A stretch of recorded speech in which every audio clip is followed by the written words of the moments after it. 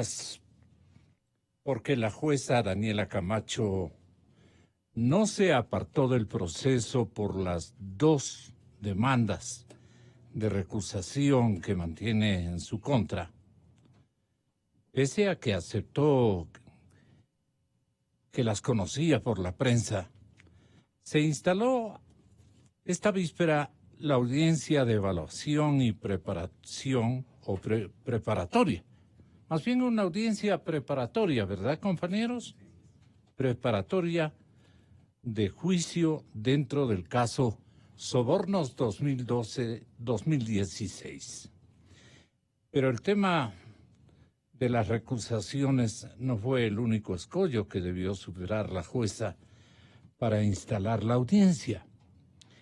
El siguiente problema que lo resolvió dando una hora de receso fue el pedido de diferimiento de la diligencia que al menos 18 de los 24 abogados de los procesados solicitaron para empaparse de los fundamentos con los cuales Fiscalía emitió un dictamen abstentivo a favor de Javier Noboa e Ítalo Centanaro.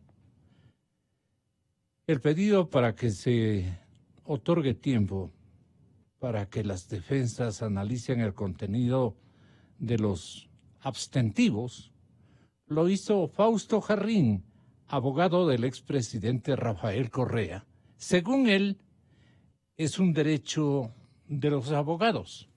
¿Qué tenemos para este momento hacer escuchar a nuestra audiencia?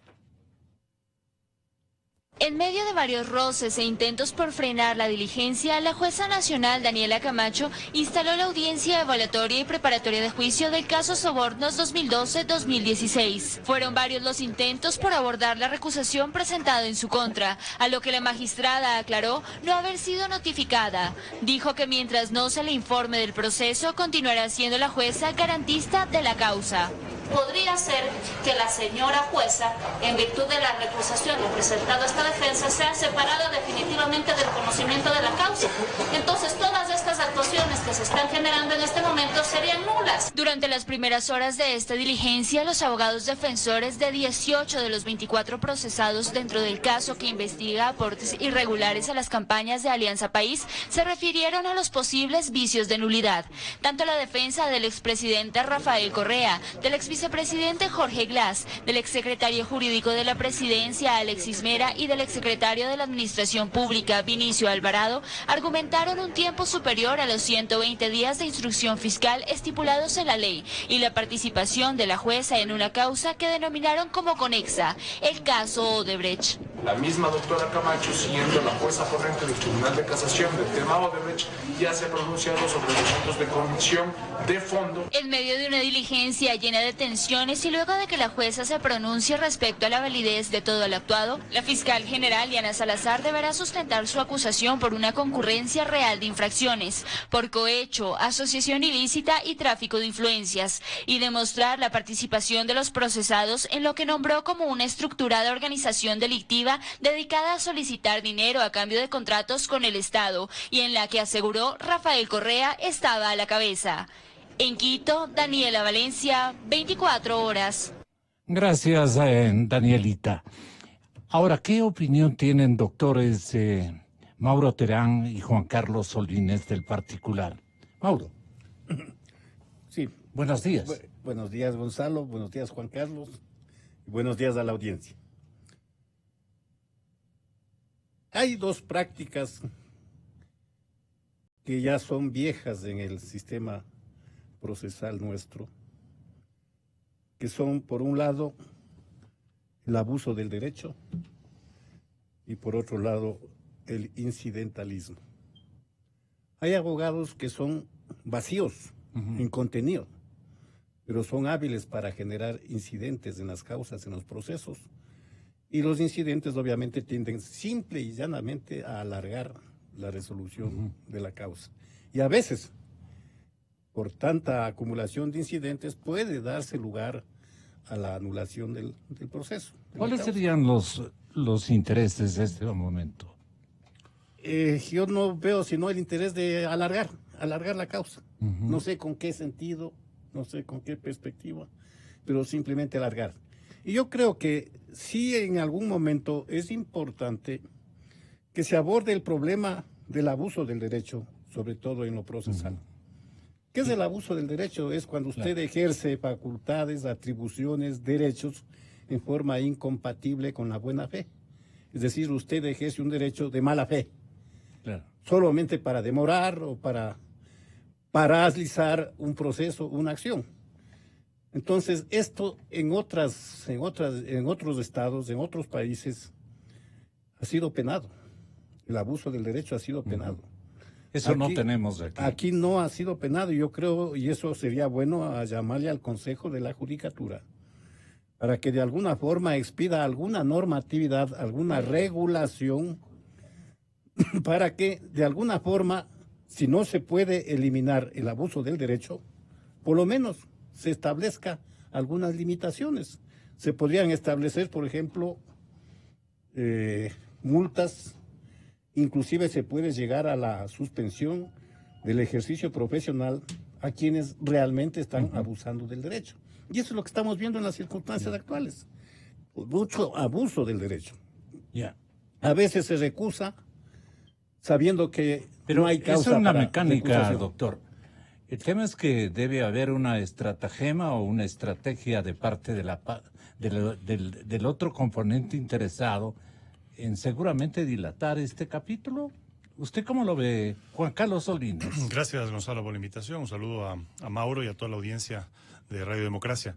Sí, concuerdo con Mauro, ¿no? Hay, no de ahora, siempre es una forma de litigar, tratar de buscar dilatar una técnica que, digamos, si está dentro del derecho, es válida, pero claro, cuando ya se proceden abusos, con el ánimo de que la causa no ¿Y qué no instancia de autoridad judicial puede reclamar, el propio juez, ordenar, digamos? El propio juez inclusive puede condenar a los abogados, puede sancionarlos. Tiene atribuciones. Sí, puede sancionarlos. ¿Acusándoles de qué? De dilatar. De dilatar y de hacer un abuso del proceso, ¿no? Entonces, pero que en todo caso yo creo que el meollo del asunto aquí es, evidentemente, que concatenado con todos esta revuelta y este intentona golpista que se dio la semana pasada en el Ecuador y en Quito particularmente, lo que se ha buscado es justamente que no prosiga este juicio. Porque este juicio sí puede ser definitivamente el INRI de muchísimos que están con las aspiraciones de volver a caotizar el país y a controlarlo, ¿no? Entonces creo que la actuación de la jueza Camacho ha sido pues muy decidida, en derecho además, y creo que ella no se va a milanar por estos intentos de incidentalizar el proceso, y va a hacer pues lo que debe hacer. Además de que el proceso tiene que seguir mientras no se conozcan, más allá de que hayan pedidos de recusación, lo que sea, el proceso tiene que... Pero la jueza, ¿en dónde tiene que ponerle énfasis a la cosa? Bueno, en el proceso en sí mismo, ¿no? Yo creo que ayer... No digo para no permitir la estratagema dilatoria. Continuar como ha hecho ayer, ¿no? Continuar como ha hecho ayer con el proceso, más allá de los incidentes que se plantean. Rechazar, evidentemente, si en el caso de que fuera pertinente, rechazar los incidentes que se planteen y continuar con la causa. ¿Y este elemento no le deja dormir a Correa? Obviamente. Yo pienso que aquí, hoy sí es tan certera la actuación de la Fiscalía, que los elementos de convicción para acusar a todos los que están dentro de este tema de sobornos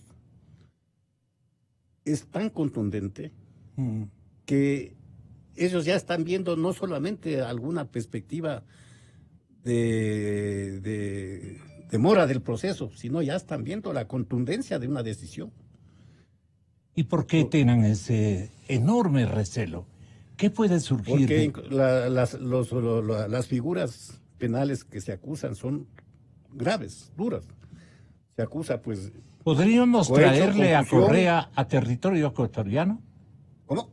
¿Podríamos traerle a Correa a territorio ecuatoriano con una definición que evite, digamos... Bueno, en el momento que haya una... Ya no hay dilatorias, ya no hay nada. Tiene que intervenir ya el momento que haya una decisión judicial definitiva. ¿De parte de quién? Que cause Estado, por parte de nuestros jueces, que cause Estado, ya se podría acudir a los elementos internacionales, como por ejemplo la Interpol, para traerlo. Traer a Correa. Y eso, Pero ahí también había que toparse con los problemas que podían generarse en el sitio donde está Correa, porque está en Bruselas, está en Bélgica, y hasta qué punto la legislación de Bélgica podía permitirla, porque la Interpol le puede apresar, pero había el caso de la expatriación, es decir, de la remisión del preso al Ecuador, y ahí sí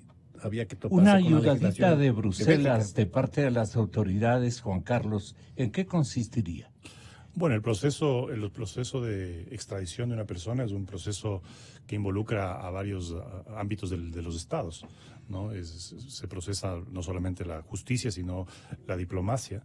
Intervienen en un proceso que además es muy complejo. Pero Bruselas se ha portado bien en otras oportunidades. Además de que nos recordaban. Además de que yo no soy un experto en temas de extradición, pero en el caso de Rafael Correa, él entiendo que tiene la nacionalidad.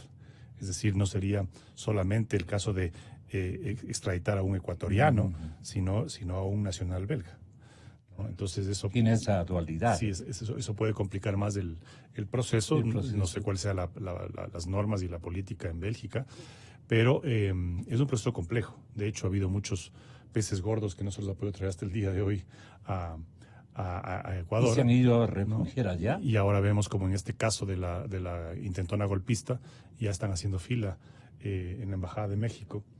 Justamente, y personas que ni siquiera han sido todavía procesadas ni acusadas de nada, pero sin embargo ya se sienten que deben huir. Y claro, habrá que ver, pues... Por las pruebas que vamos a conocer. Exacto. ¿Y por qué escogen esos países? ¿Por qué escogen esos países? Porque sienten que van a tener algún tipo de protección de corte más bien político, más que legal. Entonces. Claro. Entonces, ir a Bruselas. Entonces, claro, ahorita tienen una...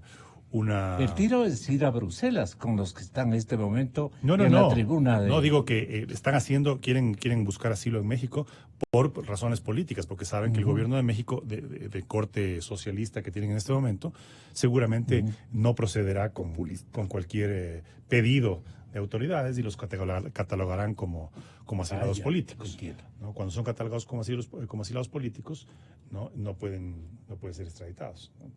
Entonces, es más o menos lo que pasó con Assange, ¿no es cierto? ¿Y cuáles podrían ser los resortes que muevan en este momento la condición de los que están en este instante de visita o de paso en la sede diplomática mexicana?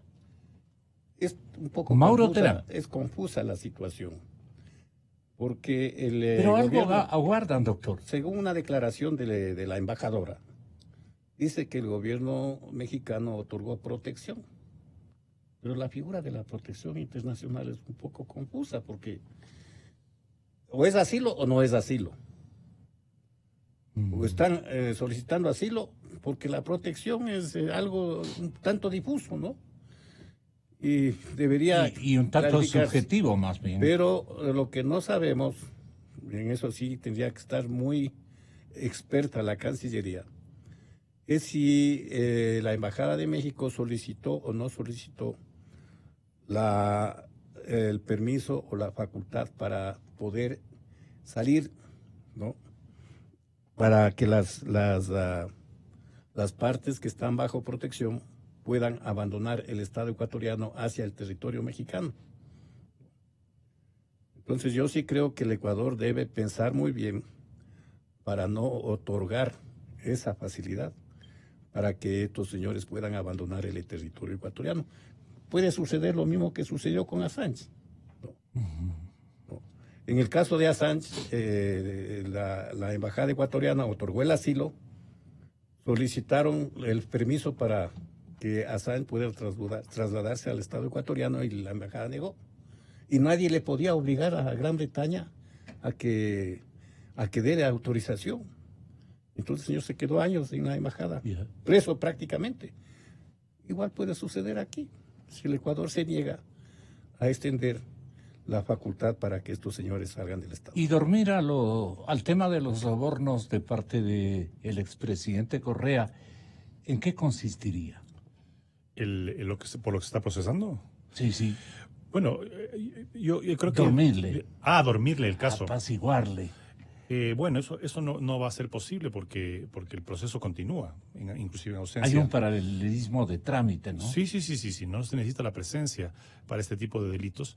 Y claro, estamos frente a un fenómeno que digamos, la complicación o la complejidad de este caso es porque todo este levantamiento de recursos y de fondos por parte de empresarios, porque recordemos a la ciudadanía que de los 24 acusados en este momento que están siendo investigados, son 10 empresarios. 10 empresarios y 14 funcionarios públicos, pero a 2 hay una dictamen absentivo. Entonces serían 12 funcionarios públicos y 10 empresarios.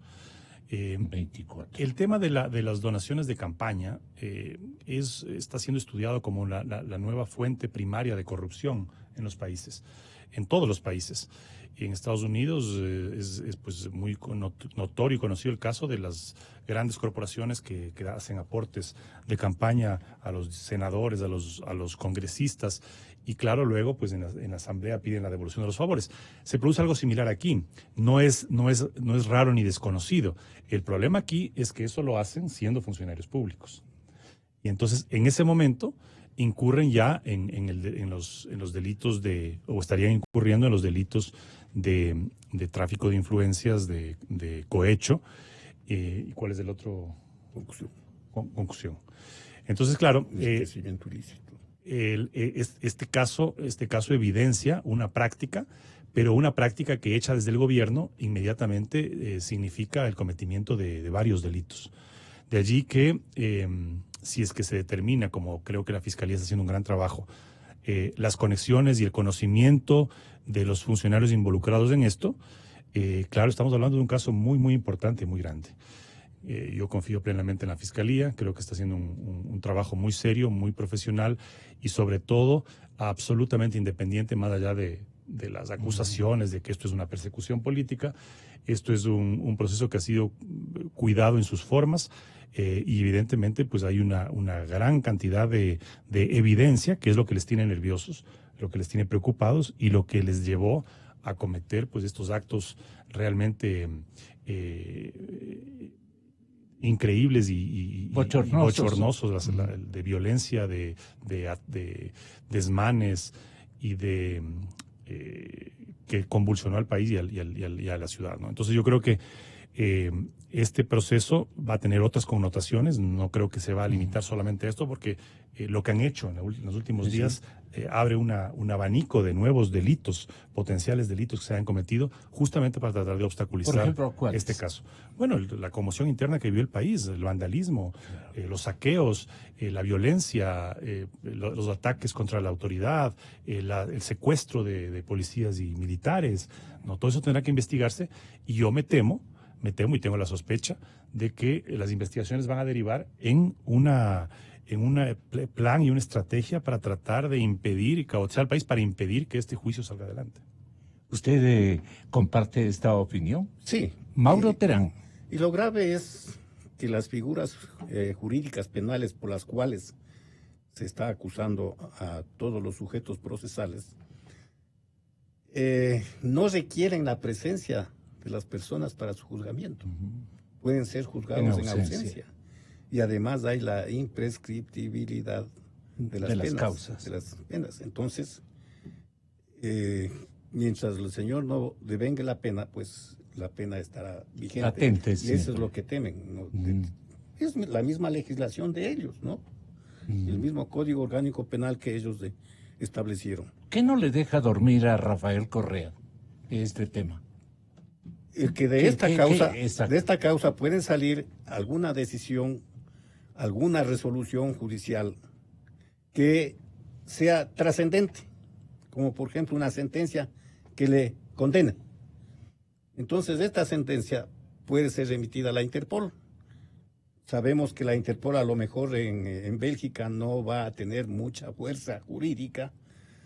Se le podría pues apresar, pero no permitirían la extradición. De eso estamos seguros. Pero se pueden generar aspectos secundarios, como por ejemplo si se da, si la Interpol dicta lo que se llama difusión roja, a lo mejor no podría ser apresado en Bélgica, pero podría ser apresado fuera de Bélgica. Y los abogados europeos de Correa no podría salir de Bélgica. Los abogados de Correa en Bélgica o en algún país europeo debe tenerlo, y muchos. ¿Con qué le tienen a punto de una pesadilla? ¿Con qué potencialidad que se le puede ocurrir a algún juzgador europeo? Yo creo, o sea, personalmente pienso que lo que más le debe preocupar al expresidente Correa es que en caso de ser encontrado culpable de estos delitos, eso lo inhabilitaría para cualquier tipo de participación política futura por el resto de la vida. Es decir, son delitos contra la eficiencia de la administración pública. Y entonces, claro, son delitos muy, muy especiales que en el caso, por ejemplo, de Glass, ahora que se le ha negado la casación, más allá de cuánto cumplan de condena, cuánto tiempo estén en la cárcel, tienen una inhabilitación de por vida.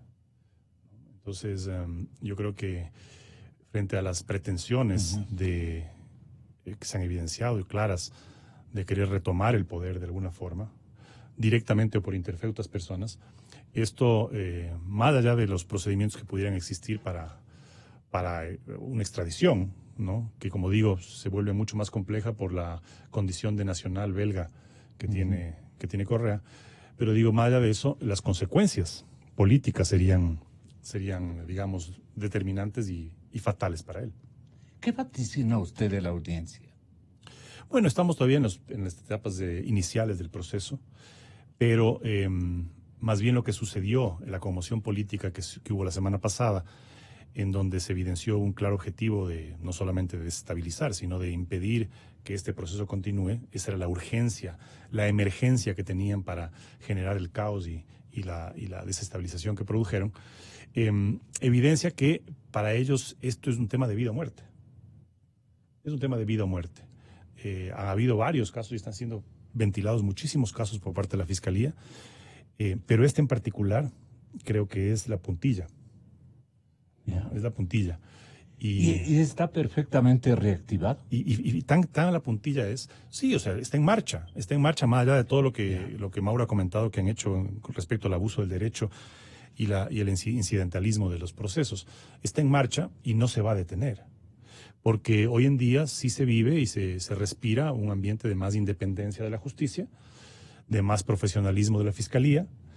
Entonces ellos están haciendo lo que tienen que hacer. Aquí no hay ningún apuro político, ninguna presión de actores políticos, ¿no? La Fiscalía, más allá de la presión que muchas veces es de corte social, que quieren decir, bueno, ¿por qué no les meten a la cárcel? ¿Por qué no recuperan los bienes? La Fiscalía se ha abstraído de esa presión política y está haciendo las cosas de acuerdo a derecho, ¿no? Y eso solamente se puede lograr cuando hay independencia. Porque cuando tienen un Alexis Mera llamándose la presidencia a los jueces o a los fiscales a presionar, pues claro, se cometían muchos errores en los procesos de persecución que ejecutó el anterior gobierno. Perseguía el anterior gobierno. No importaba si usted había cometido o no un delito, si usted era enemigo, lo perseguían, ¿no? Yo mismo fui víctima de 2 juicios penales por parte de Glass. Entonces, en el día de hoy, los juicios avanzan firmemente y eso les aterra. Les aterra porque inclusive amenazan con ir, ¿no? Porque dicen que hay un golpe blando, que hay el lawfare que dicen, ¿no? Que es de utilizar la ley para perseguir políticamente.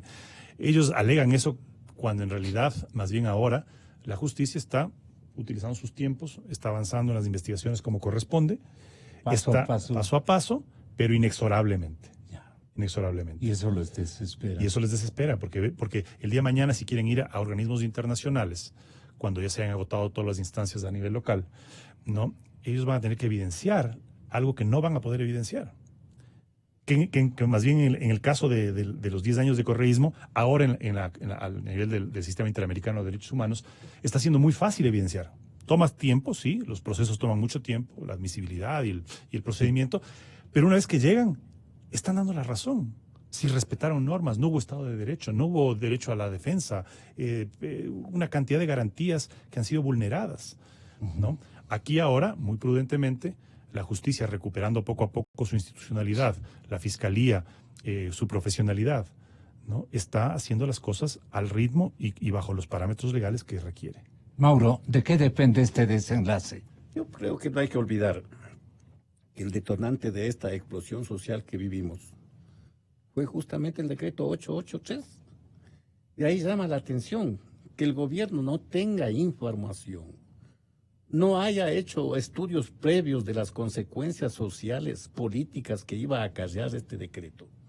Porque expedir un decreto en donde se elimina de un solo plumazo los subsidios, sobre todo el subsidio a la gasolina extra y al diésel, siempre va a causar una explosión social. Y si no analizaron eso y expidieron el decreto en una forma ciega, le están haciendo un favor inmenso al correísmo. Y eso es lo peligroso, que el gobierno con estas decisiones inconsultas, Pero no no está jugando dos partidos simultáneos. A veces hay genera malos muchísimas sospechas, hay malos pensamientos, ¿no? Porque la explosión social... Es que yo recuerdo, nos vamos a quedar 20 años, ¿no? Y lo dijeron asociados. Así es. Así. Hay cosas inexplicables, ¿no? Por ejemplo, la designación del nuevo secretario del agua, un correísta furibundo, ¿no? Sí, hay cosas que no se entienden. Entonces se le está haciendo un gran servicio al correísmo. Está tensa la situación porque todavía la solución no está generada. Están en el análisis del decreto sustituto del 883. Pero ¿cómo se analizará ese decreto sustituto si el gobierno analizará en función de efectos colaterales? No lo sabemos, porque cualquier improntus del régimen, como la expedición del 883, puede abrir nuevamente la explosión social y una tercera o cuarta explosión social, ya no sabemos hasta dónde podía llegar. Sabremos cómo empieza, pero no sabremos cómo termina. Pero no pasan de 3 puntos suspensivos este momento, Juan Carlos. Sí, yo creo que, como decía hace un momento, hay que respetar los tiempos del proceso, hay que confiar en el trabajo de la Fiscalía. La justicia se está moviendo inexorablemente. Prueba de ello es todos los casos que están siendo resueltos, los casos que han avanzado. Y aquí lo que hay es que tener la firmeza y la claridad para continuar bajo un procedimiento que no incurra en causales de nulidad, que se respeten incluso los incidentes que ocasionan, que sean evacuados adecuadamente y que el proceso siga su marcha. Y creo que la ciudadanía lo que hay que llamarle es a que respete los procesos y los tiempos de la justicia, que respete y que tenga paciencia con respecto al desenlace de estos procesos, porque muchas veces por apurar o porque queremos una respuesta política al clamor de justicia, de no impunidad, de que se sancione, de que se recupere lo robado, ¿no? Muchas veces no se entiende que estos procesos tienen unas fases que cumplir, y creo que eso es lo que estamos viendo en este momento, ¿no? Entonces yo creo que hay que tener la madurez, la paciencia y la confianza, sobre todo, en que se está recuperando una institucionalidad y una independencia de la justicia. Adicionalmente, ¿qué alega usted? Hay un tema importante, Gonzalo, y que no podemos dejar de perderlo de vista, ¿no? Es el tema de la Contraloría General del Estado. ¿Por qué? Porque tendremos que saber exactamente hasta qué punto fue anulada la Contraloría General del Estado como consecuencia del acto vandálico de los correístas, ¿no? ¿Hasta qué punto fue colapsada, digamos? Anulada, porque se quemaron muchas causas, muchos procesos, muchas pruebas objetivas Pero eso está en la acciones. nube propiamente dicha. Se dice, ¿Quién pero ha ¿hasta qué comprobado? punto eso es verdad? ¿No? ¿Hasta qué punto eso es verdad? Pero en todo caso, yo sí creo que es urgente que se haga una comisión de la verdad para analizar el tema de la Contraloría. Porque ahí sí hubo algo muy raro. ¿Y qué Ya hubo un primer supervisaría intento esta comisión? analizar, porque hubo un primer intento de toma de la Contraloría que fue desalojada por los indígenas. Los indígenas desalojaron a los que tomaron la Contraloría. Pero lo que llama la atención es que existiendo este intento, no se hayan procurado seguridades para proteger y defender a la Contraloría General del Estado. La Contraloría siguió igual. Lo dan por hecho de que está Sí, todo igual. destruido y quemado. Pero ¿por qué no se le protegió a la Contraloría? Existiendo ya amenazas reales, ¿por qué no se la protegió? Ahí Y además hubieron informantes internos que les dijeron a los invasores. les orientaron ¿Dónde hacia está? los Sí, sitios ¿dónde donde está? podían estar las Vayan a pruebas. tales pisos, vayan a tales escritorios, porque incluso muchos archiveros se los sacaron a propósito. Cosas así que llamaban profundamente la atención. Entonces eso es importantísimo porque la acción de la Contraloría también es determinante en la acción judicial. Es determinante en la ¿Qué acción de la sabrá el Fiscalía. señor Contralor de todo Porque esto, no? la Contraloría genera elementos de convicción para la Fiscalía. ¿Hasta qué punto puede estar ¿El invalidada Contralor la tiene Contraloría? sospechas? ¿Creen ustedes tiene sospechas sobre alguien en particular? Bueno, lo ha expresado, ¿no? Lo ha expresado públicamente. Esto yo y algunas personas la hemos comparado como cuando se hizo el ataque a la Corte de Justicia en Bogotá, Así fue. ¿no? Cuando estaban conociendo justamente la extradición de los narcos a la cabeza con Escobar Gaviria. Y claro, se produjo un ataque por parte del M-19, es decir, también disfrazado de una revuelta de corte político y social que era financiada por los narcotraficantes. No estamos muy lejos de eso, la verdad. Habrá que investigar, yo no me gusta especular, pero no estamos lejos de eso.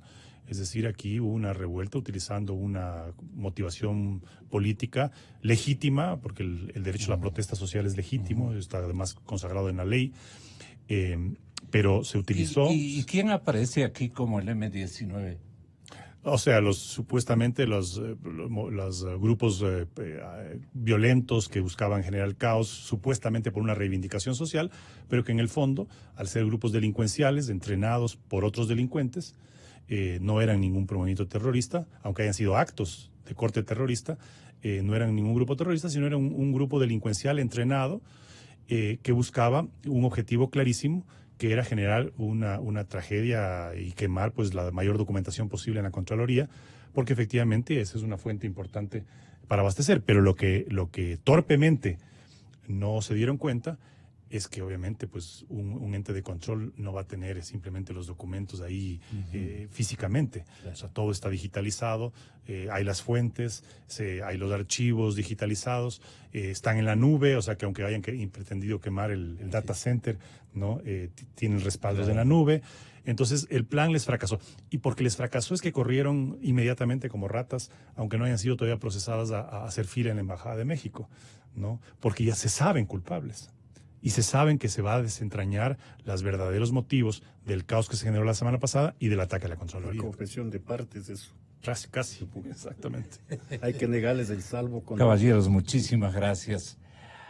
Hay un efecto que hice grabar el día de ayer, que coyunturalmente para este tipo de transiciones es súper conveniente. Si lo tiene a mano, qué bueno sería.